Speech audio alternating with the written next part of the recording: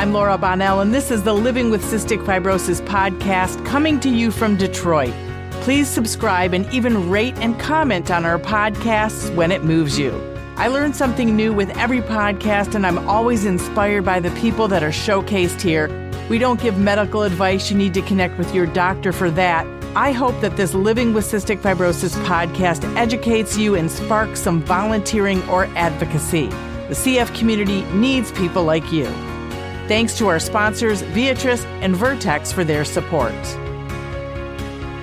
All right, so we are doing our live podcast, which I'm really excited about and grateful to everybody that came out. And of course, I want to start by saying thank you to our sponsors because we could not do it without you. We have Cecile and Irene from Siona, and they're going to do a little talk on the podcast, and they'll explain more about what they do as well. And Patrick is with Vertex, so thanks to the both of them. We can clap for them. Thank you. I really appreciate that, and I think that Kristen came the farthest from Fenton, so thank you. I mean, Irene and Cecile did fly here, as did Patrick, but of the people who drove here, they win. So the other thing I'm going to do a little later is explain more about what some of the new pharmacy stuff is happening that's exciting, and a couple legislative things too that everybody should know, because that's what we like to do. But first, we're just going to start with whoever wants to be on the podcast. And of course, Heather Trammell is a CF mom. Her son, Charlie, is how old? 8. Is 8 years old. And I always like to have Heather with me because she talks as much as I do. So hopefully she'll make you feel like comfortable about coming on and doing the podcast with us because she's fantastic. First, I will also say she helps me with our gala. She's in charge of our September gala, and having her, honestly, if I had $1 million, I would pay her $1 million because she's terrific. And the first time she helped us, I thought, why am I not stressed? Oh, because Heather's doing it. It was the first time I wasn't stressed at an event, so I can't say enough about her. And she's a fabulous mom and person and everything. So, and her husband's Christopher, and she's going to tell us a little bit about that. I guess start with telling us a little bit about your family so people know who you have in your family. And there's Dr. Nasser, yay! The other thing is Ann Lichtenberg is a nurse, and she's on our board. She is there. Sue Roebuck is a retired nurse from U of M, and she is here, and she actually has things, what's it called? Yes, for dogs that... Bandanas. She's, helping out and doing great things. And Dr. Sammy Nasser from U of M, who you all know, just walked in. And so we're excited for the premiere, but we're going to do our little podcast. And Heather, you talk briefly about your family and Charlie, and then we'll move on to a couple other things. So I am Heather. I have an 8-year-old son, Charlie, and I have been married to my husband for 15 years. He is our one and only, and he has CF, so all we know is cystic fibrosis. We don't know anything different. So I have a love-hate relationship with CF, if I'm being honest, and so doing stuff like this is a healthy place to put that energy, because it is a lot.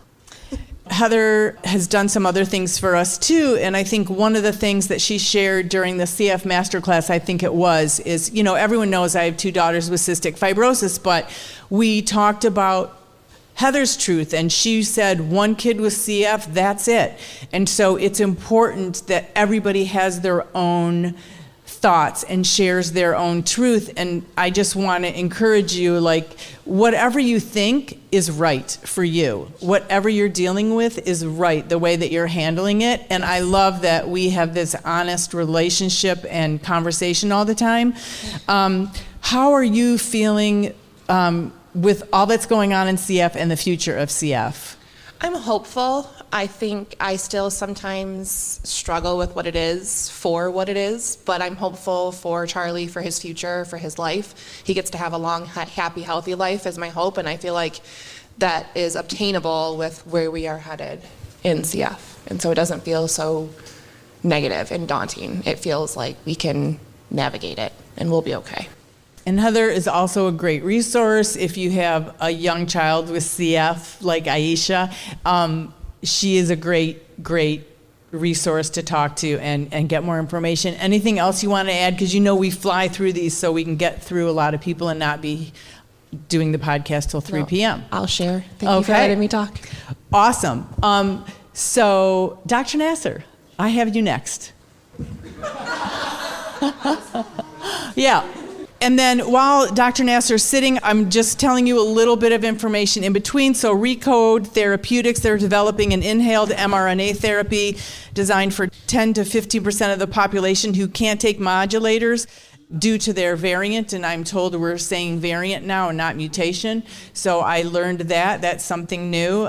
There is so much hope with all these drug companies and pharmaceutical and therapeutics and everything, and I'm looking forward to hearing from our sponsors here too. And Dr. Sammy Nasser, if you don't know her, I'm sure you all do, but she is at the University of Michigan, and my daughters were in her care, and they still wish they were, even though they're 28 and 31. And like we always say, they always tell me they would go back to her in a second. She was the most important relationship that we had when we got started in CF. It was really important to have someone we could ask anything to and talk to about things. So, and then you're going to see the premiere, and we'll talk about Egypt later.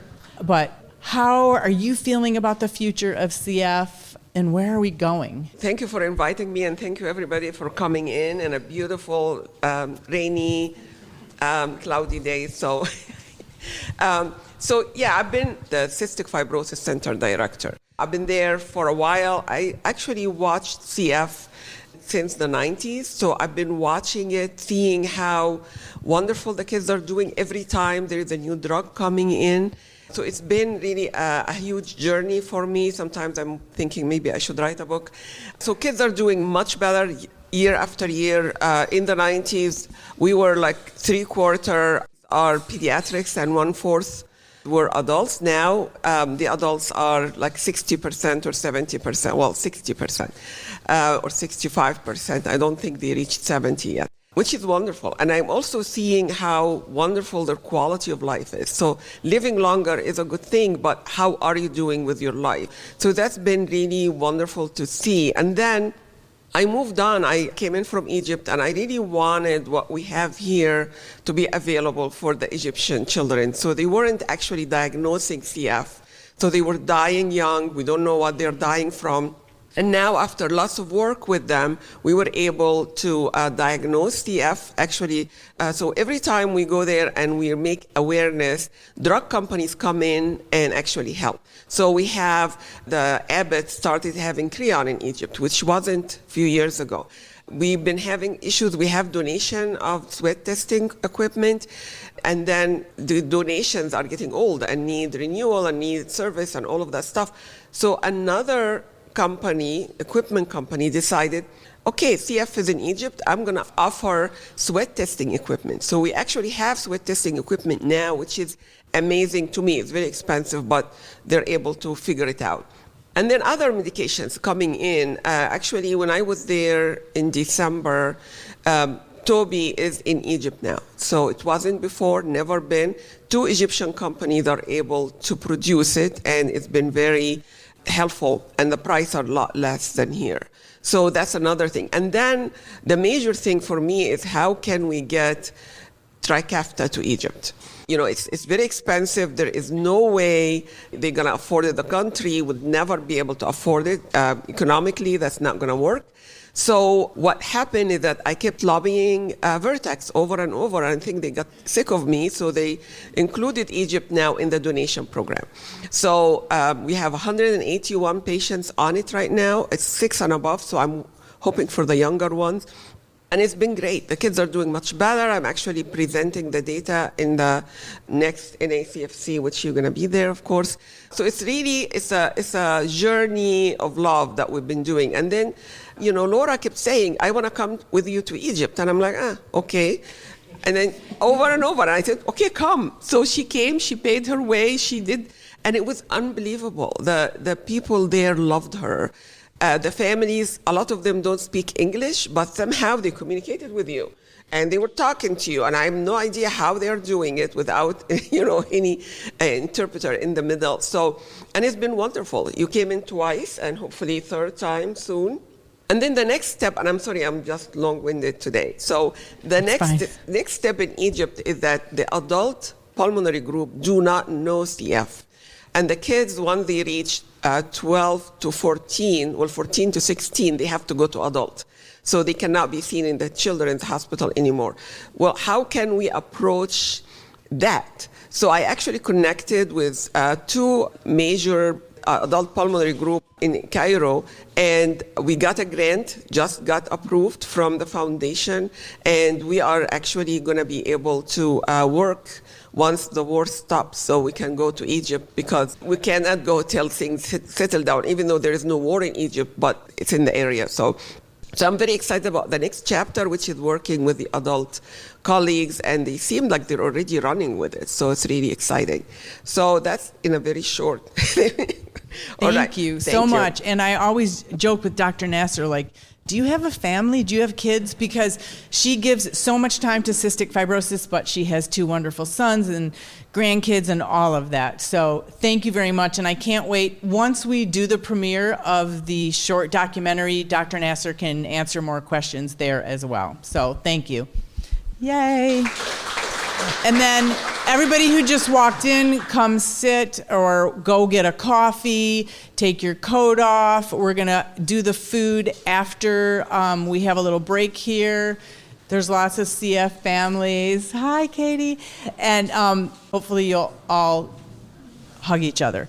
And then next, Cecile is going to talk Lacamos. Did I say that correctly? And she is with Sionna, as is Irene back here, and obviously one of our sponsors. And she's going to explain more, but I just wanted to say Sionna Therapeutics is a clinical stage biopharmaceutical company, and their plan is to normalize the function of the CF transmembrane conductance regulator, or what we know as CFTR protein. She's going to talk more, and please, introduce yourself and tell us. I know you've been in the CF community for a long time, and thank you for flying here. Well, thank you, Laura. First of all, thank you for organizing this event for families and patients and their caregivers. And thank you for trusting us, for being part of it and part of the podcast. So my name is Cecile. I head medical affairs and patient advocacy at Sionna.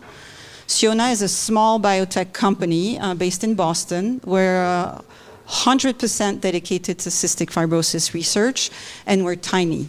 There's approximately 60 of us, research team comprised, and our co-founders are still with us. Our goal at Sionna is actually to develop medicines that are designed to normalize the function of the CFTR protein, which all of you, I'm sure, know is the culprit in cystic fibrosis.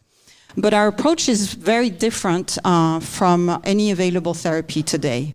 What our co-founders have done for the past 15 years is pioneering research on a part of the CFTR protein, which is called NBD1. This part is a domain that is absolutely critical for the stability of the CFTR protein. And we believe that if the protein is stable, it can do its job better. And where we're very fortunate is that our co-founders are still with us, supporting the efforts of Sionna to actually bring this research to clinical trials that have started. We are in early stage clinical trials with two what we call NBD1 stabilizers. And the goal really is to address this dysfunction of the CFTR protein in the majority of people with CF, because these are the people who carry the F508del mutation. The mutation results in a defect in the NBD1 domain. So that's where we think this target is really so important. Now, for me personally, why CF? Well, as a former ER physician, I practiced as an ER doc in the south of France for a number of years. I definitely share your sense of urgency. And I spent now almost 15 years in the space of CF as an industry representative. And as such, I actually participated in the launch of the first CFTR modulators in the US and across the world. And doing so, I've partnered and met with so many of you in the community and witnessed firsthand how transformational these drugs can be. I've also, and it's very dear to my heart as a medic, witnessed how direly CF can impact people and their caregivers. But most importantly, really, is, and that's why I'm back in CF after a stop of 4 years in hemophilia, is the resilience, the creativity, and the resourcefulness of this of your community is, I don't know, unmatched. I don't think there's another word. I actually moved to the U.S., became American with my prior company in CF, and I'm so thrilled I'm back. Now at Sionna, we believe in one thing, and that's collaboration. And we're fully committed to partner and listen to what the community has to say to make better informed decisions. So with that, I'm going to invite you to come to me and come to Irene, who leads our advocacy efforts at Sionna, with any questions, because we really welcome the dialogue, whether it be good, whether it be negative, whatever you have to say and tell us will inform how we move our programs forward. So thank you. Well, thank you so much. Thank you. I'm glad you and Irene are part of this community and Sionna. I mean, it's so important. So. Well, we're very thankful we can support everything you're doing. So yeah, you're the important people. Thank you. Thank you. And then, Kristen, while she's sitting down, what's on the horizon? Gene therapy, mRNA therapies, gene editing like CRISPR. I mean, there's so much going on. Variant agnostic treatments that don't depend on CF mutation types, and better infection treatments that a lot of new and smaller pharmaceutical companies are working on. So really important stuff. And so Kristen, tell us about your CF journey and your daughter. Yeah, my name is Kristen Zeisloft, and my first daughter was born in 2004 after years of trying, 9 weeks premature. I only say that because when my second daughter was born 14 months later, I knew something was wrong and I wasn't being a nervous new mom. It took us 3 months to find out that Megan had cystic fibrosis. Her dad's family had a history. I did not know about it. I did not have a history in my family at all.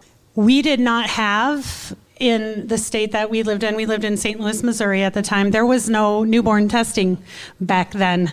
And so I think it was just a couple of years after she was born that every state had newborn testing, which is awesome because you guys don't have to struggle with months and months of trying to figure out what is wrong.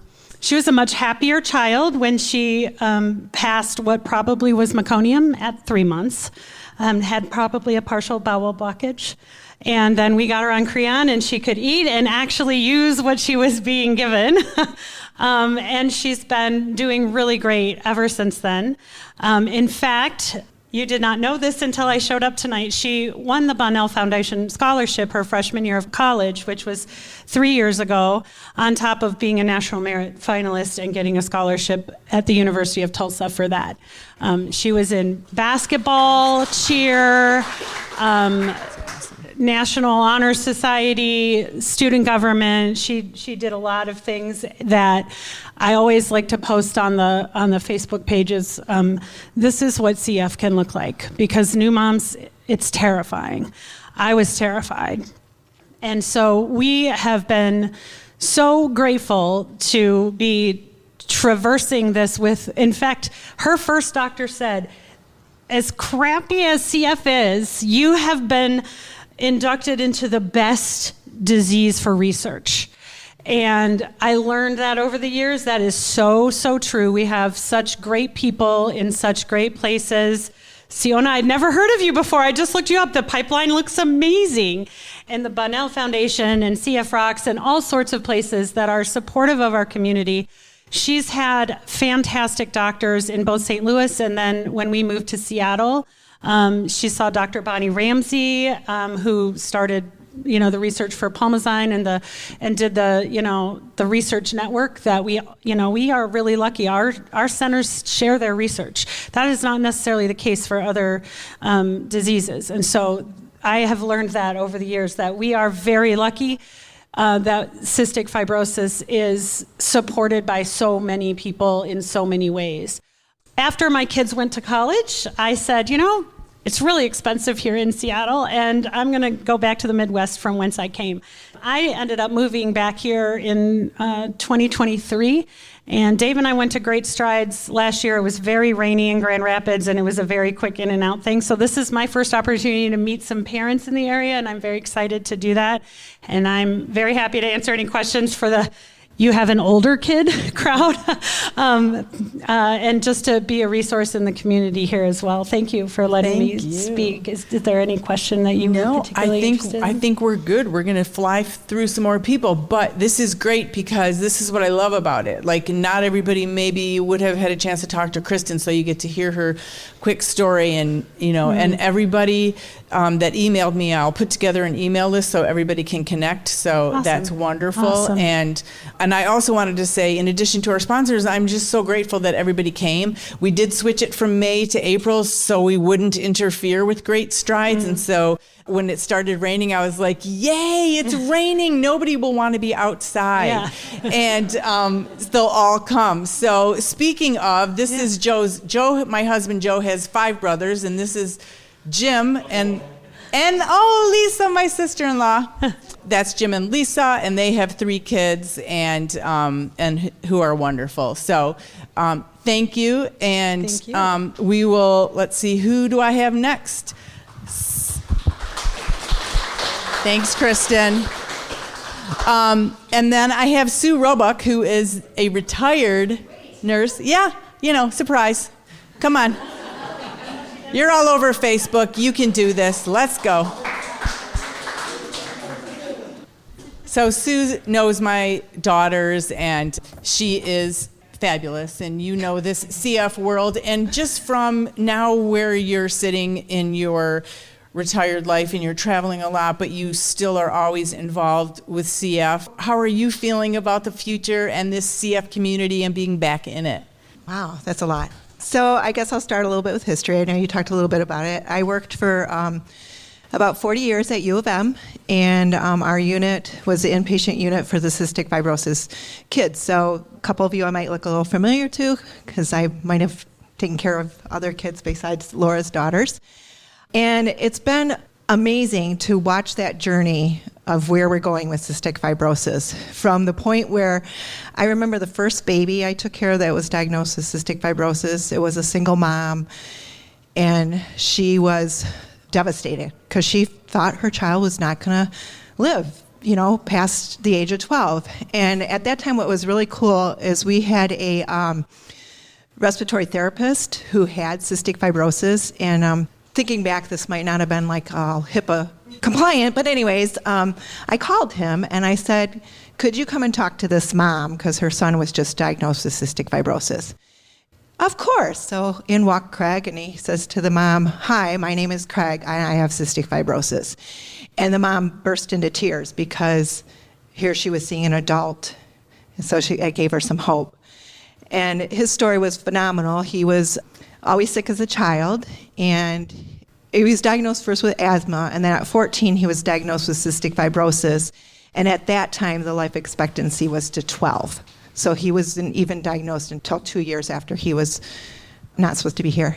And he obviously went on to be an adult. He went into respiratory therapy so he could do his treatments whenever he needed to.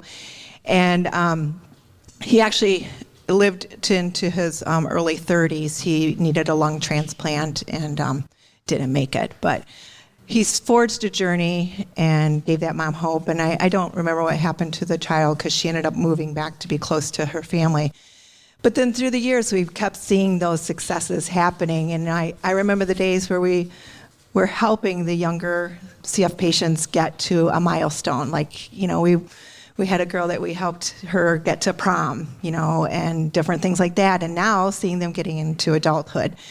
So through my journey, I went on to be a nurse educator and worked with a lot of the new staff and helping them learn about cystic fibrosis. And so I always had to keep up on it because my talk had to keep changing. And as the years moved forward, it had to change more and more because our advancements are so quick. And one thing in retirement is I didn't want to lose that. I wanted to keep seeing what's happening with this community because over the years, my passion and my heart got so invested in it, from all the different patients I cared for and just watching it all. So it's a pleasure to be able to be here and to continue to see those advancements and to help support it. So I don't know if I'm going to be doing great strides this year. I did it for several years in a row, about 15 years in a row. I'm now kind of switched over to Emily's, her one that she's doing in May. So I think with my schedule, that one might work a little better, but one way or another, I usually do one of the fundraisers a year at least. I put it out on Facebook. A friend of mine just messaged me the other day and said, how come I haven't seen your post for supporting your cystic fibrosis fundraiser? I said, it's coming, that's May, it's coming. So I have some friends who have also joined me in supporting CF, so that's a good role. That is good. And thank you. Thanks for coming here. And so we appreciate all you've done for CF. So thank you. And thanks for sharing your story. I love putting people on the spot. And so next, Joe and or Stacy, if you want. And while they're deciding who's going to talk or if both of them are, a lot of legislation. I just went to DC to talk about so many things, but it's important whether you're just emailing, going to DC, or making a phone call, whatever you can do at wherever you are. NIH funding, we need it. We need funding. Otherwise, there are going to be delays. It's going to delay all of our hope for not only cystic fibrosis, but for other diseases. And the pipeline will dry up if there's no funding. So it's really important to just keep reminding local and national lawmakers about the importance. Same with the FDA. I mean, thanks to fast tracking, we got our TRICAFTA in 2019. Like, it matters, and our voices matter. So it's really important. And so, Joe Hallisey, how do you say your last name? Hallisey. And your wife Stacy is over there, and you have a daughter with CF. We do. Yeah, we have a 9-year-old. Yeah. Yeah. Joe's a creative, and I love it. So tell everybody about yourself. And we met. Was it thanks? It was thanks to Dr. Nasser, right? Yeah. We got connected. So I work for Michigan Medicine as the director of creative services. So. A creative, as you like to say. And so as part of the PFAC there, I like to do some pro bono videos and podcasts and things like that. And I've known about your work, obviously, forever.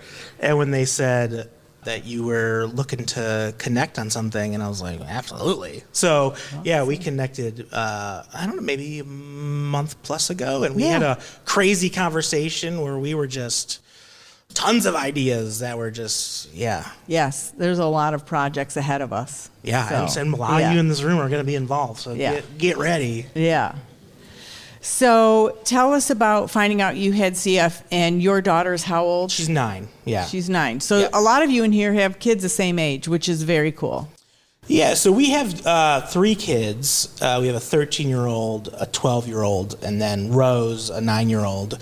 The first 2 don't have CF, and we were kind of on the journey of having the third when we found out that we were both carriers, and had no idea what that even meant. Like the concept of, I'm not a smart man. I don't even, the genetics, none of that even made sense to me. I'd never heard of, I've heard of CF before, but not really besides just the abbreviation, really. And so we had kind of started going down the path, and we're pregnant with Rose, and we couldn't do genetic testing or figuring out if she had CF, and so we knew there was a chance that when she was born that she would have CF, but there wasn't much that we could do. I know Stacy says she talked with one of her doctors and they said every pregnancy has a risk and yours, and so this is you're just going with it. And so when you're having a kid, there's always stressors and journeys that you're going on. And so Rose was born in November of 2016. And then 12 days later, we got the call that newborn screening picked it up. And we were like, oh, okay. And then we went and hung out with Dr. Nasser for a long, long time. And it was pretty amazing because she was so calm and reassuring that, like, you guys are gonna be fine. Like, it's gonna be okay. You're gonna read a bunch of weird stuff. There's gonna be problems. You're gonna be okay. And she also said something I'll never forget. She said, "This child will run the family." She said, "These CF kiddos, they run the family." And 9 years later, that's all I think about, as Rose is now just dominating us in what she wants and does, and in a good way. Yeah, and you did a little commercial with her, right? Yeah, well, so as the creative, she gets pulled into a lot of things, and she's a star. So when the specialty pharmacy for U of M opened, she did the ribbon cutting for it, and as we drove to the ribbon cutting, she was like, "Mom, Dad, what was it like when you did your first ribbon cutting?" Sweetie, we've never done that before. And she was like, "Oh, okay." She was during COVID, we did a commercial that was like, "Hey, we're still safe, open, trusted." And so she and Dr. Ramirez from the clinic were the final shot, because I'm like, yeah, I'm just gonna bring my own kid to film this. And then we did a little ad for the specialty pharmacy as well. But and then she was the social media ambassador for a year for the CF Foundation. And honestly, it's been so inspiring watching everyone who's either come before us, all the parents and families, even yourself, like to see your advocacy and then be like, what can we do? I know how to make videos. I know how to do social posts. So let's do that. Okay. I can do podcasts. And how can we help move things forward? And so it's been kind of fun to try that and to figure out, how we can kind of help move things forward. And luckily Rose has been like, yeah, I love this. On board. I'll be a superstar. Sure. Awesome. Well, thank you, Joe. I'm looking at my watch like I got to get to a certain point. Yeah. So that happens to me a lot. I am now kicking you off. Yeah. But it's been fabulous, and I'm glad that you came up here. I really appreciate it. Joe, I need you to take a couple more pictures. And then the other thing, when this Joe was talking about advocacy, is every office we went to in DC, every time we go, they say, if you get 20 people to email us, that's the red flag for all of us. Then it's an issue. Then we're going to deal with it. So that's what I always tell people. Emailing is something. And whenever you make a phone call, they must document it. And they always document it. They know how many people call. So if that's what you have time to do that. It's important. Again, for the NIH, for the FDA, all of that stuff is really important. And it's good advocacy. You don't have to fly there. You just get your voice out there. So thank you. And thanks for bringing that up again, Joe. And then next, I have Katie, if she wants to talk about Ben. Awesome. Katie lives close by, and she did a CF master class for the Bonnell Foundation, and I'm always bugging her, and so I'm glad she's here also, another CF mom. And just tell everybody about briefly about your CF journey and how you and the family's doing today. Okay. In just whatever the future holds. Yeah, so my son just turned 18 in March. It's been a couple of difficult years, the teenage years, so adherence is a little bit of a, struggle. So just warning all the parents with the younger kids, that might be in the future, but I think just teaching them, empowering them to take ownership for their health is so important. Making sure they know what meds they take, having them be just a big part of everything. We as parents want to be great caregivers and do all the things for them, but we also have to keep pushing on them to take ownership, advocate for themselves, because they're going to be adults soon. I have no access to any of his medical records currently. We're in the process of that, right? They turn 18 and everything is shut off. That's like really difficult for me. You have, so he's logging in. I'm learning how to have him fill out his forms so I can have some access. But yeah, Ben, born 18 years ago, he was 6 months in the NICU. It was a difficult ride. He has short bowel, so he lost 75% of his small intestine from the meconium ileus. Dr. Nasser, he was actually born here at Beaumont and Royal Oak, and we moved, so born in March, and then we transferred him in May. I had Debbie Hain, her son Cameron. The name was given to us. We were able to, collaborate with them and just have a supportive parent, which I think is really crucial for a lot of us as parents when you are thrown into this new world of CF and a child that's, going to navigate a disease for the rest of their lives. And Dr. Nasser, I even had her phone number. I remember we were transferring him in the ambulance, moving him to go to a certified care center. So he was there for until July. He came home for a bit and then was back in. So he had a lot of issues just with the digestive system and his small bowel, short bowel. And then, he finally started gaining weight. We had an NG tube in him. He started thriving. So that's always been a thing for him, is more digestion. But he's thriving. Like I said, he's going to graduate this year. He does have a G tube for supplemental calories. But he's, as we just said, he's running the show at our house. Isn't he a swimmer? He's a swimmer, yep. He swam through high school.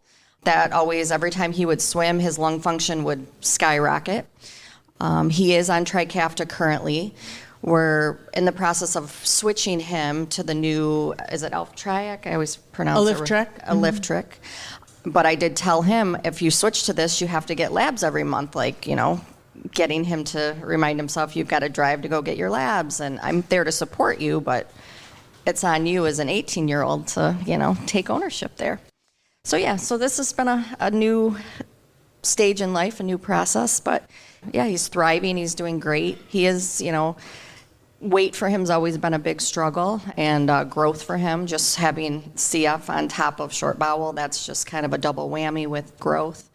Even with the Trikafta, he didn't pack on the pounds, so it's always kind of been a difficult part for him. But overall, his lungs are healthy. He's running the show and has his whole world ahead of him. So that's my big thing, is just empowering our children to take ownership. When they go to clinics, have them talk to the doctor, have them talk about what medications they're on, and just learning and making sure they're very informed, because they got to take that into adulthood, and you want them to succeed. So as parents, we want to do everything, but eventually we kind of got to let go a little bit, and it's hard.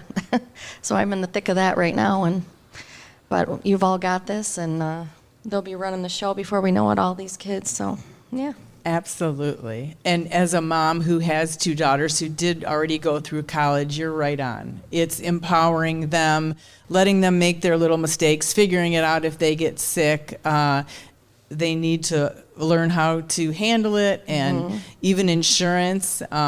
Emily has funny stories. She's 28. She's like, I put headphones on, lay on the couch for 5 hours and talk to the insurance company. And so, among other things, she's got a lot of stories. She's a funny kid. But it is a lot of them figuring out and navigating it. And it's stressful, but it does help them figure it out. And like Emily made a choice to stay close to home, so she was close to her hospital. And Molly, who was healthier, was like, I'm going to London, getting my master's out there. I'll never see you all again. But so it's just different kids. It is, yeah. And Ben's going to stay home and start at OCC. He said, and I commended him for that. He's like, I don't think I'm ready to take on all of that on top of college until I, get a handle on it. And I said, that's great. You got to know where your limits are. And he thinks he wants to do nursing, which I think is great. But again, the question, I think it was the social worker in clinic,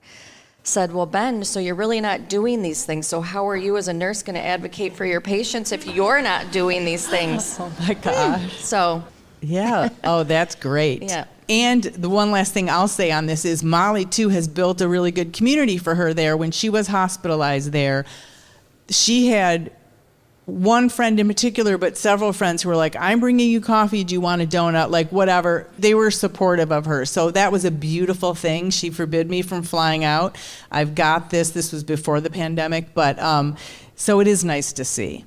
She could still move home, but it's okay.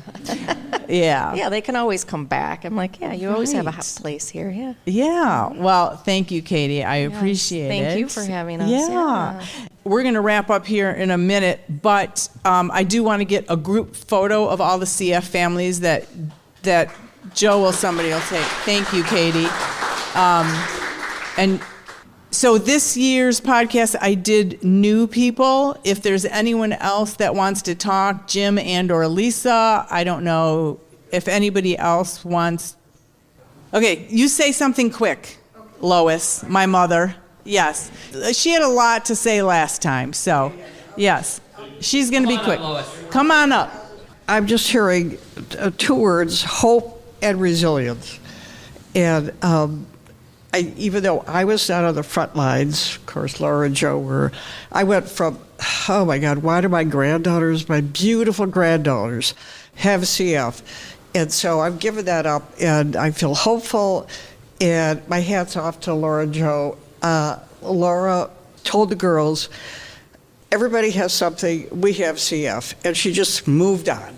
And so that's it. I'm just very proud of both of you. Wonderful, wonderful parents. I don't want to cry. That's it. Yay! That was actually amazing. That was so nice.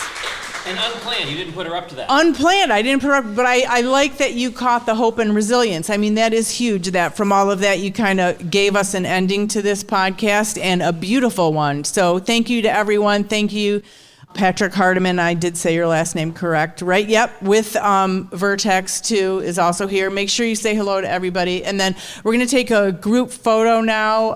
Uncle Jim is actually going to take the photo of all the CF parents in front of our Step and Repeat. And thanks so much for being here. Appreciate it. The original music in this podcast is performed by Kevin Allen, It's not complicated. who happens to have cystic fibrosis. We all got our worries and fears. I know it's got you frustrating, but loving you is so alright.